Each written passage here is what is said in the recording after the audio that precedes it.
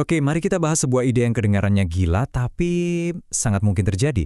Gimana kalau Perang Dunia Ketiga nanti, pemicunya itu bukan negara, tapi satu perusahaan? Dan ini bukan teori konspirasi loh. Dengerin kutipan ini deh. Saya lebih baik ekonomi dunia hancur daripada teknologi ini dikuasai oleh Cina. Ini pernyataan yang gila banget.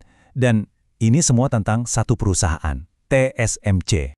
Pertanyaannya kan gimana caranya satu perusahaan bisa jadi semacam tombol kiamat buat ekonomi global? Nah, untuk ngerti ini, kita harus lihat dulu, apa sih yang sebenarnya dibuat sama perusahaan yang kelihatannya ya cuma pabrik biasa ini? Oke, kita masuk ke bagian pertama, otak dari modernitas. Kenapa TSMC ini penting banget? Simpelnya gini, perusahaan ini tuh otaknya peradaban digital kita. Lihat angka ini deh. Ini benar-benar luar biasa. 92%. Bayangin, 92% dari semua chip komputer paling canggih di dunia itu dibikin sama satu perusahaan doang. Ya, TSMC. Artinya apa? Ya, artinya ambil semua teknologi canggih yang kita pakai sehari-hari, mulai dari smartphone di tangan Anda, laptop buat kerja, bahkan mobil listrik, sampai ke hal-hal yang lebih serius kayak rudal pintar dan satelit militer, itu semua otaknya dari TSMC. Ketergantungan kita tuh total. Terus, konsekuensinya apa? Nah, ini yang bikin merinding. Kalau aja pabrik mereka berhenti produksi, bahkan cuma untuk 1 hari, ekonomi global bisa rugi sampai 5 miliar dolar. Itu sekitar 80 triliun rupiah setiap hari. Gila kan? Nah, ketergantungan total kayak gini, sadar nggak sadar, udah menempatkan TSMC di tengah-tengah sebuah jenis perang baru. Coba kita lihat kata-kata dari investor legendaris, Ray Dalio. Siapapun yang memenangkan perlombaan teknologi akan memenangkan perang ekonomi dan pada akhirnya perang militer. Ini ngebuka mata kita kan? Persaingan antara Amerika dan China sekarang ini ya bukan lagi soal adu senjata, tapi adu supremasi teknologi. Dan disinilah letak masalahnya. Ambisi Cina buat jadi negara adidaya nomor 1 di dunia itu sangat bergantung pada satu hal, penguasaan teknologi chip. Makanya, mereka sampai punya simulasi strategi militer kayak strategi Anaconda ini. Tujuannya bukan invasi langsung ke Taiwan, tapi blokade total sampai Taiwan dan TSMC di dalamnya menyerah. Oke. Pertanyaan besarnya sekarang, kok bisa sih satu perusahaan ini jadi dominan banget? Sampai-sampai raksasa kayak Intel dan Samsung aja ketinggalan jauh? Pasti ada rahasianya kan? Nah, ceritanya itu unik banget. Dimulai dari semacam balas dendam pendirinya, Morris Chang.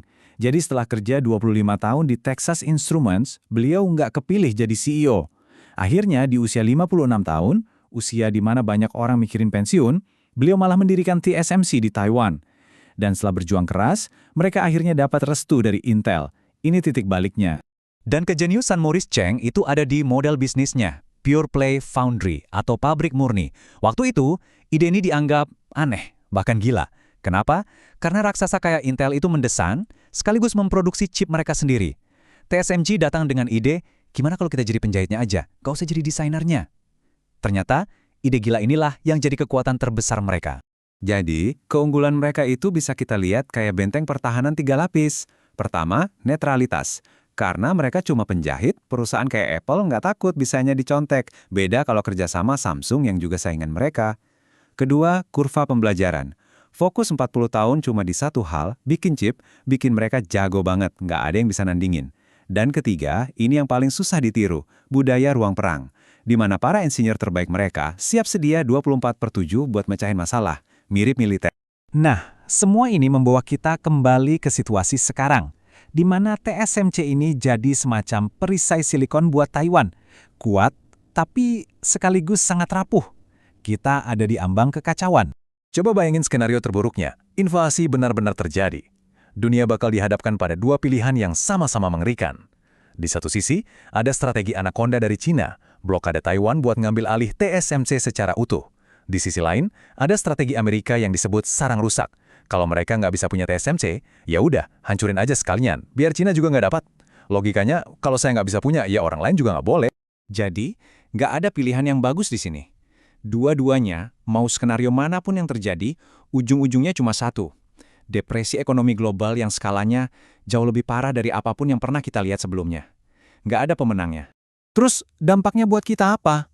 Buat orang biasa kayak kita, ya siap-siap aja. Harga laptop yang tadinya 15 juta bisa jadi 150 juta. Smartphone biasa bisa jadi barang super mewah seharga ratusan juta. Intinya, peradaban digital kita bisa mundur mungkin 1 dekade ke belakang. Dan semua ini ninggalin kita dengan satu pertanyaan yang cukup bikin gak bisa tidur. Coba direnungkan. Seluruh peradaban digital kita, semua yang kita andalkan, ternyata bergantung pada nasib satu perusahaan di satu pulau kecil. Jadi, seberapa aman sebenarnya posisi kita?